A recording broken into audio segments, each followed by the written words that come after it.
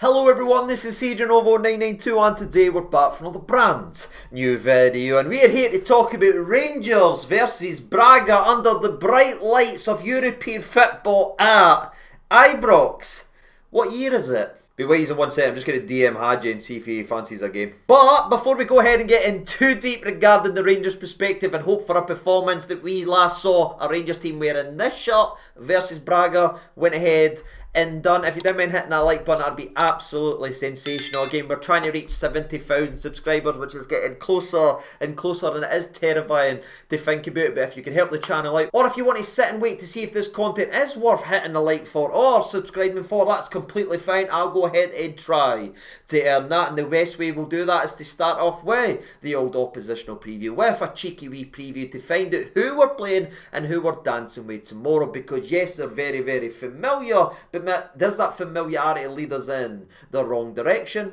Well, let's get a catch up then, shall we? We're here to talk about Braga, who at my current time of recording are sitting 7th in the league. Now, without going into too much detail and sounding like Monica for Friends when she froze up, that 7, it is nice to hear that, you know what I mean? To hear that they're no dominating and winning this and winning that. You at least get an initial flutter, and I imagine there will be a lot of people feeling that way as well. However, as often is the tale of these tapes, it's not exactly the biggest boost you can actually take, because honestly, if you look at Braga's starts to the season and how they usually play and where they're usually floating about, it usually is in the 4th, the 5th, the 6th or the 7th spot round about this side. Then it starts to get to the business end, then it starts to get later on in the season, and then they just seemingly sit forward, start winning games, and then you blink and be like, oh I knew they're in the top 4 where they usually finish. Which, if you scroll all the way back to the 2020 season, is exactly where they finished that campaign. And then if you go ahead a couple years and skip forward to 2022 for when the two teams faced once again, you sort of see where I'm going with this, but they also broke in and finished in the top 4. You could genuinely make an argument the one thing this team is consistent at is getting into the final 4 when it matters and finishing there each and every single season, a feat that they have achieved every season since the 2016-17 season. And if you want to find out how impressive that actually is, that was the season we had Joey Barton in a Rangers shirt. Aye. I mean, the only real knock you can have regarding their consistency and how they always find themselves in there is when you narrow in just this season, when you look at their league form through 11 matches, they've already lost 3 games in that span of time, which might not sound like a lot, ladies and gentlemen, but when you consider what they've done in previous campaigns in previous years, I mean, if you look back at just last year for an example, they lost 6 games in the entirety of the all-league campaign, so to lose 3 through 11 certainly suggests defensively they're not as solid or consistent as they have been in previous years. But of course, we're not here to play them in the league or the domestic side. It's important to mention that stuff to give you an indication of how they're overall doing in their campaign, because European football can be sometimes a very short sample size and it doesn't give you that information. But again, that small sample size is where we want to go next and where we want to live, as that's what matters most to us in terms of the next 24 hours. And unfortunately, ladies and gentlemen, it's not the greatest story I'm going to have to tell you, as this story is a positive one for Braga, as they aren't doing alright, they're not doing good in European football, they are actually doing great as they sit in the top 5 places in terms of the Europa League, sitting 5th above the likes of Lyon and a lot of people's picks for the Europa League, Aston Villa. So aye, they're doing the exact opposite of us and they're flying very, very high. But what's the games? Who have they played? Have they played anybody so far? Well, let's dive into it then, shall we? They started off their Europa League campaign off with a 1-0 win at home versus Feyenoord, and a game of football that did have a couple chances gone either way, but again, Braga, for me, dominated the most areas, had the most shots on targets, and created the most opportunities. So they deserved the goal that they got in the last 10 minutes of that game. Match day 2 saw them to travel to Scotland again, ladies and gentlemen, not to face us, as they went to Parkhead this time to play Celtic in a game of football. They once again won to a scoreline of Braga 2, Celtic 0. Now, it is worth mentioning there was a very, very controversial VAR decision or referee decision, as Celtic seemingly put the ball into the back of net, but it was chopped off for a handball. I can't see why, ladies and gentlemen, but again, overall, in the overall flow of play and the chances created, you would say, once again, Braga edged it in that department and deserved their win. Which takes us to match day 3 versus Serra Vezda, or as we actually know them as Red Star Belgrave, and a game that could have been a tough one, as again Red Star spent a wee bit of money. They've got decent strikers, the likes of Arnautovic is there now as well, and honestly it showed that in the game of football. Now the paper and on the stat sheet it'll show Braga won 2-0 on that day for the third consecutive clean sheet and the third consecutive win. They must be fully up and firing and dominating.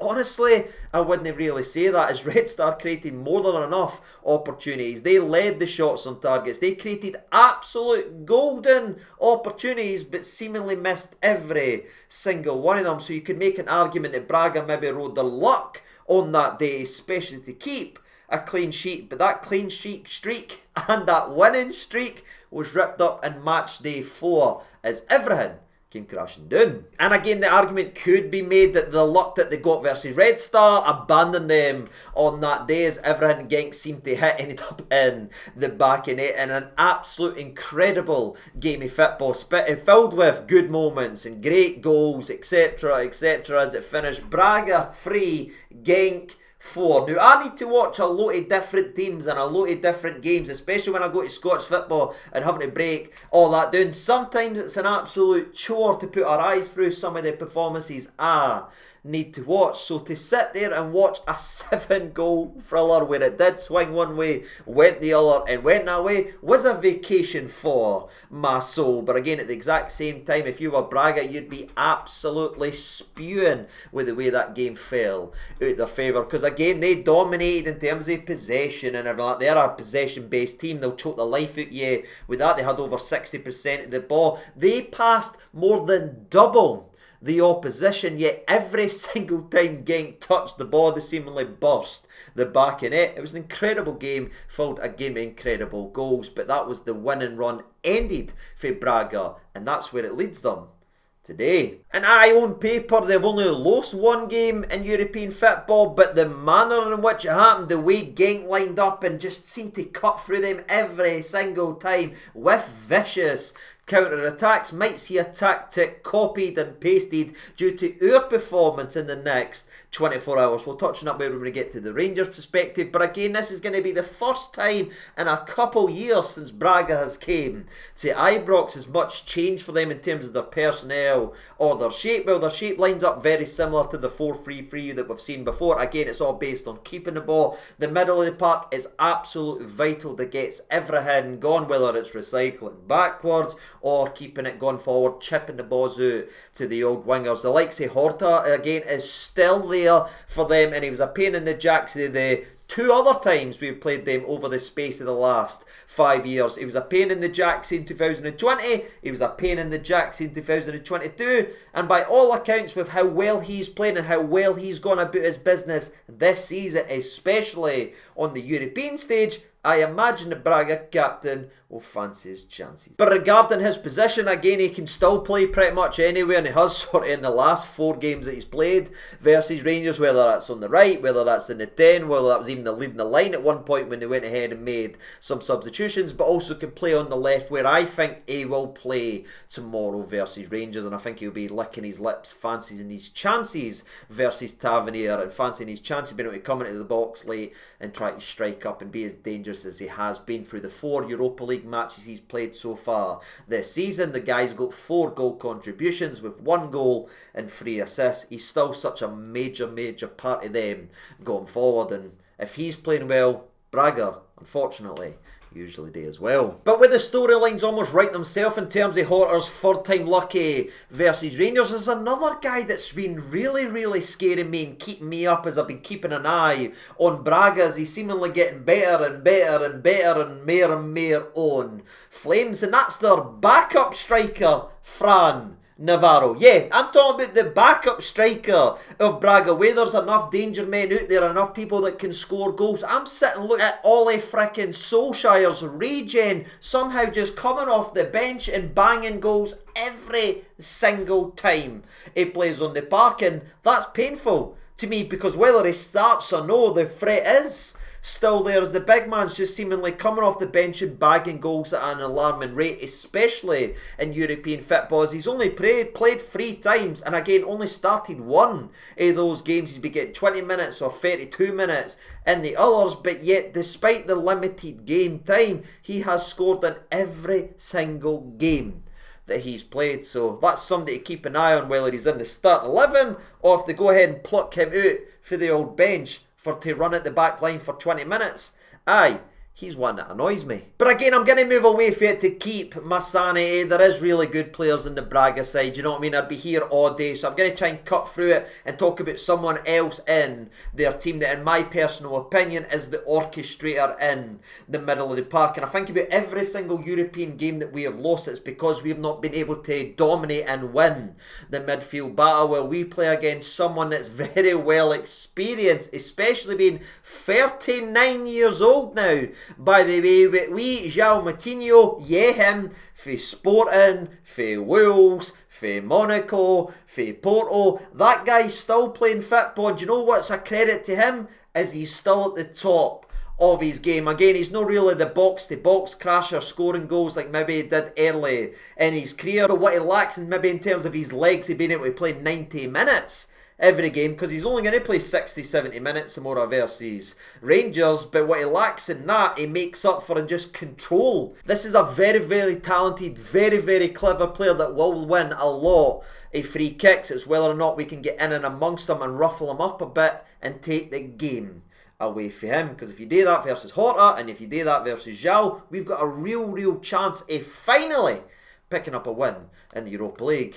But if we didn't, and we allowed them to do and strut about and do their stuff, it'll be mere disappointment that's followed us our entire European campaign. And with that being said, ladies and gentlemen, that's pretty much all I can paint regarding this picture. That's who Braga are, that's how they've been, and that's how they've been going about their business. They're a very good side with very good options that can score goals from multiple areas on the park. But see, at the exact same time, that's who they were the last time in 2022 we looked at them. That's who they were in the 2020 season. We just had that extra layer. We just had that extra bit of magic in our fingertips, especially at Ibrox. We were able to overcome them. Do we still have that? That's going to be the question of the episode, and something we'll wait 8 o'clock tomorrow to frickin' find out. But with that being said, ladies and gentlemen, this is done and dusted with the Braga side. Now, let's go ahead get to the Rangers end. And I think it's clear if you watch this video a lot, you know I'm a bit of a movie buff and I'm a bit of a nerd that way. But see, at the exact same time, I can't help but feel that this game has got a storyline to it, that there is something very ironic that Rangers in their current state are playing that familiar foe in terms of Braga. There is something in that. You could go ahead and call it fate, because Rangers Football Club are sitting bottom in the Europa League. Right, we'll talk about league positions and how this team's did. We are bottom in the Europa League. We are basically European fodder so far this season. But who's coming to town in the next 24 hours? It is Braga, a side that every single time these two have came ahead, we've been able to raise our game and provide some absolute incredible moments, incredible goals and incredible performances. There is genuine an argument to be made that Braga has been absolutely vital to Rangers' European runs and European performances, because they were one of the first teams, especially going back to the 2020 season when Ryan Kent scored that goal at Rebo, all these goals that eventually did come for there. You can sit and look at these games and look at these performances, say they were almost foundation setters. These were stuff that we built on and gained confidence for, to then go on European runs and beat some of the teams we went ahead and done and bring some of the performances we did at Ibrox. Braga's been absolutely a vital piece of that period of time in terms of European football. But again, as fate would have it, as that magic seemingly dimming, as that light's getting lower and lower and lower, the same team that maybe sparked us into life all these years ago could be the team that comes back to Ibrox and puts the final nail on the coffin by putting that light back out. And again, I might be looking at this entire thing in a completely different lens and a wrong lens from other people out there, but that's how I look at it. It's a benchmark, it's a tester. Is it do or die? They were a team that allowed us to dream in European football, but they could also now be the team that comes back to Ibrox and shows us that European dream is long gone. So to me, this game means a lot. Whether we're bottom in the league, whether we need to prioritise this or not, let's just see a wee bit of sun. When how much it means to me, I can only hope that every single player that's selected to play at Ibrox shows a wee bit of sun and actually shows it matters to them, being European jobbers, being laughing stock of European football, to potentially putting themselves in the history books to being the worst ever team in terms of the Europa League. Can you go ahead and show us sun? The more there's been experienced players that's already lived through the highs, they can tell these players that. But again, there's a lot of new players that's no had that European buzz, that maybe if they just turn up and try and work their arse off,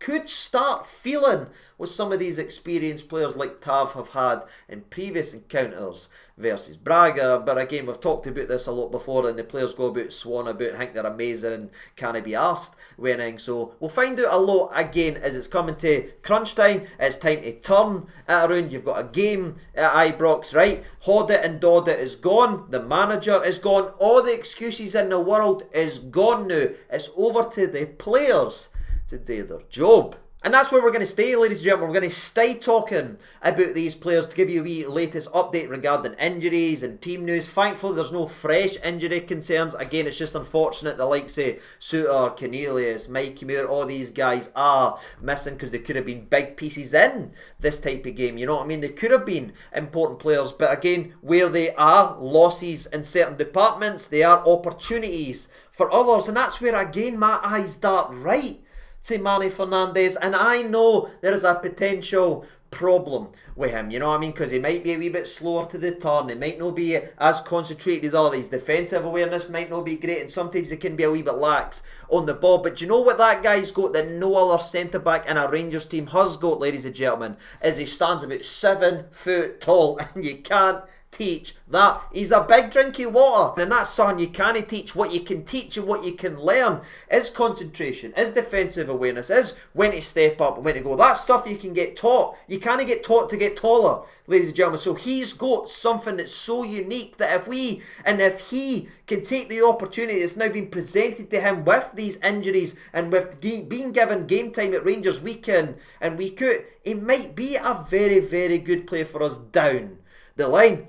He's rough around the edges, but we need him now, and he's got some strengths to his game. That's being that aerial threat. And in a game of football versus Braga, where ironically they are the biggest team in the world, which was often a thing flung at us. If you look at our team, you know what I mean, they're all tiny, look like they're from Munchkin Land, the old Wizard of Oz, you know what I mean. That was our criticism. We were a small team, we would get bullied for set pieces. Well, maybe our weaknesses in the past can now potentially be a strength with that man in the starting 11, and he might have his say again for set pieces, which I imagine he'll be absolutely vital for, not only defensively but hopefully going forward as he's back two in his last two. Is it too much for me to be Oliver Twist? And please, sir, can I have some more? Now, the other centre-back that's going to be playing in the game of football certainly has his critics and certainly got a mistake in him in terms of Big Giga. But again, if you look at his career overall, his whole reasoning and how he made it to the Premier League, why he got a big money move to the Premier League, was built on European days and some of his big performances in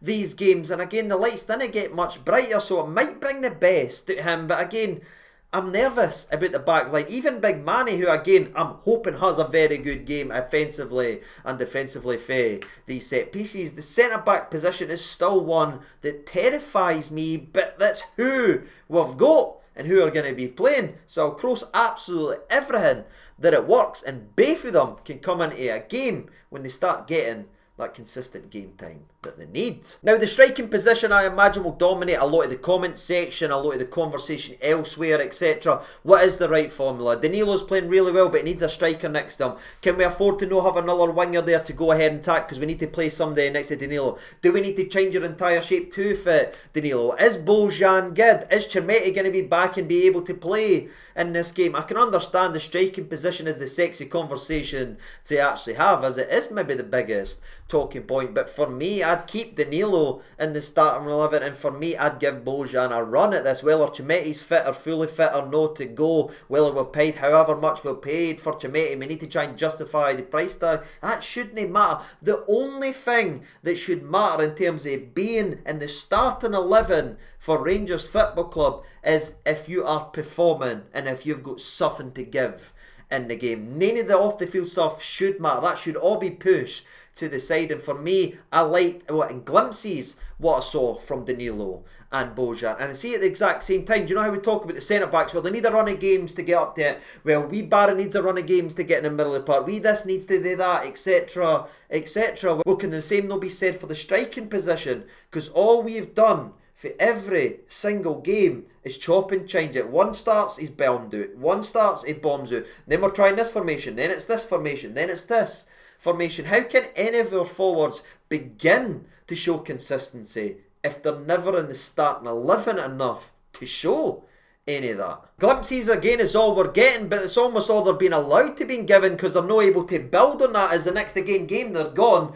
the next again week they're gone. So we do need to figure that out as well, and I'm hoping that comes with a run of consistent game time for any of them. But that's the striking position spoken about, that's the defensive position. But again, for me, circling back to earlier on in the preview video, the midfield is again where I believe the game will be won and lost, and I need to see a big performance for Raskin, right? I think it might be a Raskin Baron Diamande partnership in terms of the middle of the park, or again it might be a Raskin Baron potentially Asgard partnership. But whatever the selection, whatever the combination, we must win that battle. Just show the Genk game on the telly. Just show what happened when the midfield won it and was able to get on the ball and spring it, right? Allow them to pass the ball all day if they want in terms of in their own half, but the second they get to the halfway line, the midfield's got to step up, they've got to win it, and then they've got to play the ball forward quickly. But again, it feels to me, we've said this a lot in terms of the European game, we as the fans, we convince ourselves it's going to go this way, this way, this way, then the whistle blows and then you see people walking about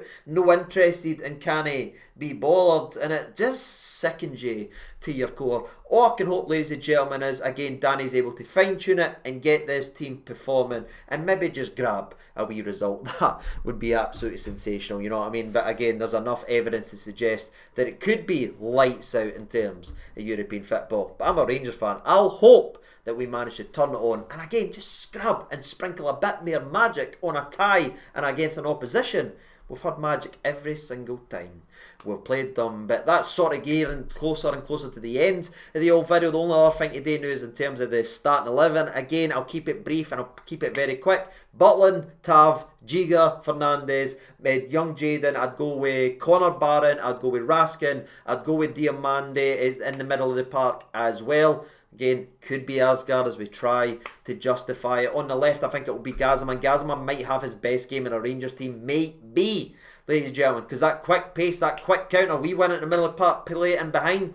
The evidence and blueprint was there for the last European game. Could be a game for Gazama if he finds his end product. Again, the striking position, I'd tried figure it out with Danilo and Majovski if we could figure that out. But considering where we are with our centre-backs, not being able to play the back three or the back five, whatever you want to say, I imagine it will be potentially Danilo up line again, and on the right-hand side, possibly Ant-Man, just to really funnel them in and attack their positions. But again, if we could figure out a way to get Bojan in there, I'd like to see it, because there is something in the laddie. His work rate, his effort, his commitment is there.